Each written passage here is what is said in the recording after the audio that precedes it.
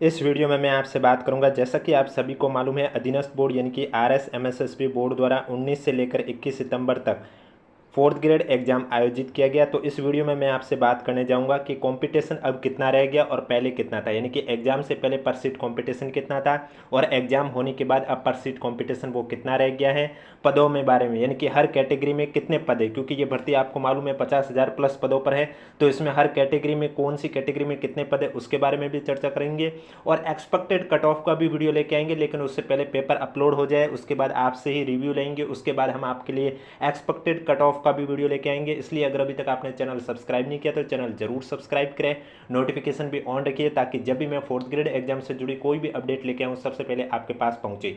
तो चलिए अब बात करते हैं सबसे पहले कंपटीशन पहले कितना था एक सीट के लिए और अब कितना हो गया, यानी कि डीवी के लिए 2 गुना को बुलाएगा विभाग, तो फिर कंपटीशन कितना रह गया।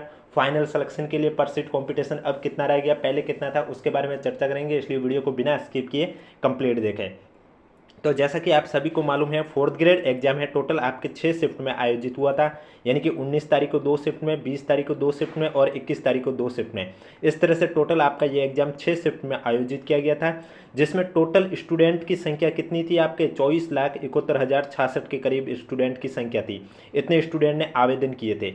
लेकिन परीक्षा में उपस्थित कितने हुए थे, तो परीक्षा में आपके जो उपस्थित हुए हैं वो आपके हुए 21,17,198 स्टूडेंट ने परीक्षा दी है, यानी कि एब्सेंट कितने रहे हैं, 3,53,858 स्टूडेंट है वो 868 स्टूडेंट है वो एब्सेंट रहे। यानी कि जो ये 3,53,868 स्टूडेंट है ये तो कंपटीशन से ऑलरेडी बाहर हो चुके हैं, क्योंकि जब पहले आवेदन आए थे बोर्ड को 24,71,066 तब तक के ये कंपटीशन में थे।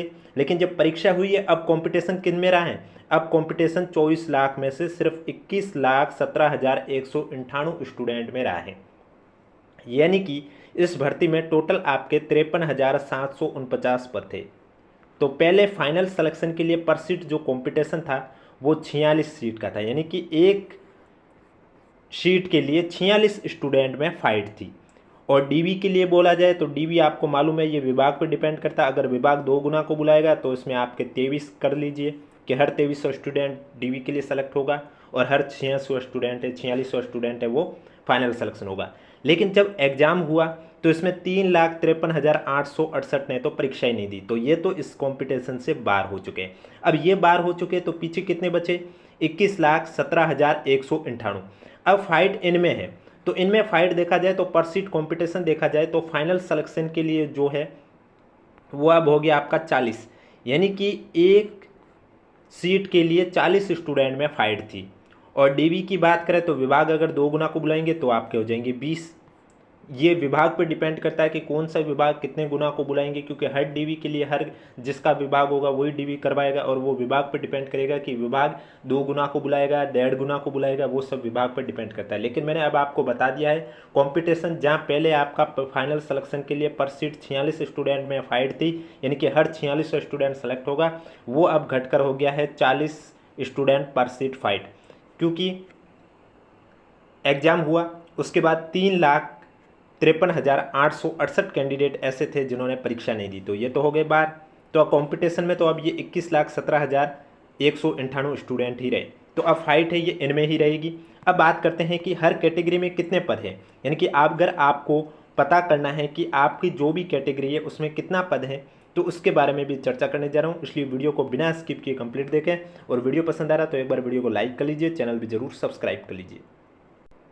अब देखो सबसे पहले तो मैं बात करूंगा शासन सचिवालय में फोर्थ ग्रेड में आपके टोटल कितने पद है हर कैटेगरी में। जैसे कि आप देख सकते हैं पदों की संख्या टोटल है 594, जिसमें से जनरल कैटेगरी की बात करें तो इसमें जनरल के 140 पद हैं, महिला के 30 पद हैं, विधवा के 12 पद हैं, परित्यक्ता के 3 पद हैं। इसी तरह अनुसूचित जाति की बात करें यानी कि एससी कैटेगरी की बात करें तो इसमें जनरल के 67 पद हैं, सामान्य महिला के 19 पद हैं, विधवा के 8 हैं, परित्यक्ता के 1 है। अनुसूचित जनजाति की बात करें यानी कि आपके एसटी कैटेगरी की बात करें तो इसमें आप देख सकते हैं जनरल के 53 पद हैं, सामान्य महिला के 15 पद हैं, विधवा के 6 पद हैं, परित्यक्ता के 1 पद हैं। इसके बाद बात करूंगा अन्य पिछड़ा वर्ग की, तो अन्य पिछड़ा वर्ग में भी आप देख सकते हैं जनरल कैटेगरी के 106 पद हैं, सामान्य महिला के 30 पद हैं, विधवा के 12 पद हैं, परित्यक्ता के 3 पद हैं। इसके बाद आता है अति पिछड़ा वर्ग। अति पिछड़ा वर्ग में भी आप देख सकते हैं जनरल कैटेगरी के 21 पद हैं, सामान्य महिला के 6 पद हैं, विधवा के 2 पद हैं। आर्थिक रूप से कमजोर वर्ग यानी कि ईडब्ल्यूएस कैटेगरी की बात करें तो इसमें भी आप देख सकते हैं जनरल कैटेगरी के 42 पद हैं, सामान्य महिला में 12 पद हैं, विधवा के 4 पद हैं, परित्यक्ता का 1 पद है। इसके बाद हॉरिजेंटल रिजर्वेशन की बात करें तो इसमें आप देख सकते हैं दिव्यांगजन में नियमित में जिसमें दृष्टिहीन बीएलबी के 6 है, एचआई के 6 है, एलडीसीपी के 6 है, एमआईएसएलडी के भी 6 है। इसके बाद भूतपूर्व सैनिक की बात करें तो भूतपूर्व सैनिक में आप देख सकते हैं जनरल कैटेगरी में 32 है, एससी कैटेगरी में 14 है। इसके बाद एसटी कैटेगरी में आप देख सकते हैं 11 है, ओबीसी कैटेगरी में 19 है, एमबीसी में ये सिग्नेचर आ गया है बीच में, ईडब्ल्यूएस कैटेगरी में 9 हैं और उत्कृष्ट खिलाड़ी में 12 पद हैं। तो आपको हर कैटेगरी में कितने पद है उसके बारे में भी चर्चा कर रहे हैं। उससे पहले अगर वीडियो को लाइक नहीं किया तो एक बार वीडियो को लाइक कर दीजिए, चैनल भी जरूर सब्सक्राइब कर लीजिए, क्योंकि 4th ग्रेड एग्जाम से जुड़ी पल पल की अपडेट आपको इस यूट्यूब चैनल पर मिलती रहेगी। अब अधीनस्थ विभाग के जो सबसे ज़्यादा पद हैं 47,541 पद, इन पदों के लिए कौन सी कैटेगरी में कितने पद है उसके बारे में चर्चा करते हैं। सबसे पहले आपकी आती है कैटेगरी जनरल कैटेगरी। आपको स्पष्ट रूप से दिखाई नहीं दे होगी, लेकिन मैं जो बोल रहा हूँ वो आप सुन लीजिए, आपको पता चल जाएगा कहाँ पर क्या लिखा हुआ है। जनरल कैटेगरी में जनरल के है आपके 12,773 पद, सामान्य महिला के है 3,825 पद, विधवा के है 1,144 पद और परित्यक्ता के है 273। अनुसूचित जाति की बात करें यानी कि एससी कैटेगरी, एससी कैटेगरी में जनरल के है 4,914, सामान्य महिला के है 1,529, विधवा के है 417, परित्यक्ता के है 90 पद। अनुसूचित जनजाति की बात करें एसटी कैटेगरी के तो यहाँ पर जनरल कैटेगरी के पद है वो आपके 4,002 है, सामान्य महिला के है 1,219, विधवा के है 351, परित्यक्ता के है 69। अन्य पिछड़ा वर्ग की बात करें यानी कि ओबीसी कैटेगरी तो यहाँ जनरल के है 6,490 पद, सामान्य महिला के है 2,070 पद, विधवा के है 571 पद, परित्यक्ता के है 144 पद। इसके बाद आती है अति पिछड़ा वर्ग। अति पिछड़ा वर्ग की बात करें तो जनरल कैटेगरी के 1,735 पद, सामान्य महिला के 532 पद, विधवा के 133 पद, परित्यक्ता के 18 पद। आर्थिक रूप से कमजोर वर्ग की बात करें तो इसमें जनरल कैटेगरी के 3,558 पद है, सामान्य महिला के 1,096 है, विधवा के 321 है, परित्यक्ता के 48 हैं।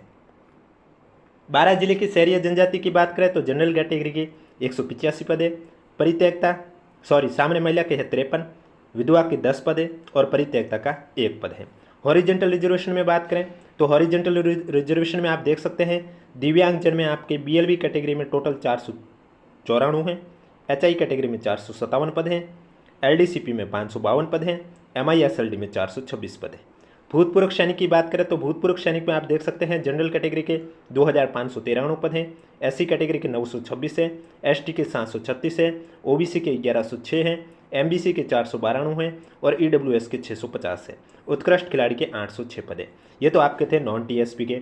अब बात करूंगा टीएसपी के तो टीएसपी में भी आप देख सकते हैं टोटल पद है 5,550, जिसमें से जनरल कैटेगरी में जनरल के 2,034 पद है, सामान्य महिला के 848 पद है, विधवा के 153 पद है, परित्यक्ता के 33 पद है। अनुसूचित जाति यानी कि एससी कैटेगरी की बात करें तो जनरल कैटेगरी के 187 पद है, सामान्य महिला के 46 पद हैं, विधवा के 10 पद है, परित्यक्ता का 1 पद है। इसके बाद बात करें अनुसूचित जनजाति यानी कि एसटी कैटेगरी, जनरल कैटेगरी के 1,639 पद है, सामान्य महिला के 452 पद हैं, विधवा का 120 पद है, परित्यक्ता में 27 पद हैं। हॉरिजेंटल रिजर्वेशन में बात करें तो आप देख सकते हैं यहाँ दिव्यांगजन में कुल हो गए आपके बीएलबी कैटेगरी में 56 पद हैं, एचआई में 48 पद हैं, एलडीसीपी में 69 पद हैं, एमआईएसएलडी की बात करें तो उसमें आपके 43 पद हैं। भूतपूर्व सैनिक की बात करें तो भूतपूर्व सैनिक में जनरल के 405 पद हैं, एससी के 60 पद हैं, एसटी के 239 पद है और उत्कृष्ट खिलाड़ी के 91 पद है। तो ये था आपका पदों का वर्गीकरण। वीडियो पसंद आए तो वीडियो को एक बार लाइक कर लीजिए, चैनल भी जरूर सब्सक्राइब कर लीजिए, क्योंकि कट ऑफ के बारे में भी इस वीडियो पर आपको चर्चा देखने को मिलेगी और उसके लिए पेपर एक बार आ जाए, वेबसाइट पर अपलोड हो जाए, उसके बाद आप सभी मिलान कीजिए। उसके बाद हमें कमेंट बॉक्स में ज़रूर बताएं कि आपके पास जो पेपर था उसमें आपकी कौन सी शिफ्ट थी, कितने क्वेश्चन सही हुए और कौन सी कैटेगरी, ये आप ज़रूर बताना पेपर अपलोड होने के बाद, मिलान करने के बाद। और आपको मैं बता देता हूँ, आपको सभी को मालूम है पेपर में 120 क्वेश्चन थे। जिन भी स्टूडेंट ने, मैंने परीक्षा से पहले भी ये जानकारी दी थी, एक बार फिर याद दिला देता हूँ। अगर किसी स्टूडेंट ने पेपर में 12 से ज़्यादा ऐसे क्वेश्चन है जिसमें एक भी गोला नहीं भरा तो उसका रिजल्ट जारी नहीं किया जाएगा, क्योंकि आपको रूल मालूम है कि जो पेपर में क्वेश्चन संख्या है उसके 10% से ज़्यादा क्वेश्चन में अगर आपने गोला नहीं किया है तो आपका रिजल्ट अयोग्य कर दिया जाएगा। और 120 का 10% आप सभी को मालूम है 12 होता है। तो 12 से ज़्यादा ऐसे क्वेश्चन जिसमें अगर आपने एक भी गोला नहीं भरा तो आपका भी रिजल्ट अमान्य कर दिया जाएगा। और अगर इससे कम ऐसे क्वेश्चन है जिसमें आपने खाली छोड़ दिए, यानी कि अगर किसी ने 11, किसी ने 6, किसी ने 7, तो उसका पर क्वेश्चन 1/3 के हिसाब से नंबर कट जाएगा। पेपर 120 क्वेश्चन थे और पेपर है आपका 200 नंबर का। इसमें आपका नॉर्मलाइजेशन भी किया जाएगा। नॉर्मलाइजेशन कैसे किया जाएगा, वो सब आपका जिस तरह से जेल प्रहरी एग्जाम के रिजल्ट में नॉर्मलाइजेशन हुआ ठीक उसी तरह से किया जाएगा। पहले जो अधीनस्थ बोर्ड नॉर्मलाइजेशन करती थी उस तरह से अब नहीं होगा। नया फॉर्मूला मैं आपको ऑलरेडी इस यूट्यूब चैनल के माध्यम से बता चुका था। अगर वो अभी तक वीडियो नहीं देखा तो आप जाके देख सकते हैं हमारे यूट्यूब चैनल पर कि किस तरह से नॉर्मलाइजेशन किया जाएगा और नॉर्मलाइजेशन में किसको फ़ायदा होगा, किसको नुकसान होगा, ये सब की तो बाद की बातें हैं। बाकी इसी तरह अधीनस्थ बोर्ड द्वारा जुड़ी पल पल की अपडेट जानने के लिए अगर अभी तक आपने हमारा यूट्यूब चैनल सब्सक्राइब नहीं किया तो चैनल ज़रूर सब्सक्राइब करें, क्योंकि नेक्स्ट टारगेट हमारा है वीडियो एग्ज़ाम, यानी कि जिनका भी नवंबर में वीडियो एग्जाम है उनको अगर अधीनस्थ बोर्ड द्वारा यानी कि RSMSSB बोर्ड द्वारा जितने भी एग्जाम आयोजित हुए 2025 में उनमें पूछे गए जीके के क्वेश्चन अगर देखने हैं तो आप हमारा यूट्यूब चैनल ज़रूर विजिट कीजिए, क्योंकि यहाँ पर आपको 1-2 दिन के अंदर अंदर वीडियो के लिए क्लासें शुरू होने को देखने को मिलेगी। और कमेंट बॉक्स में हमें ज़रूर बताएं कि आपका जो पेपर है वो कैसा हुआ था।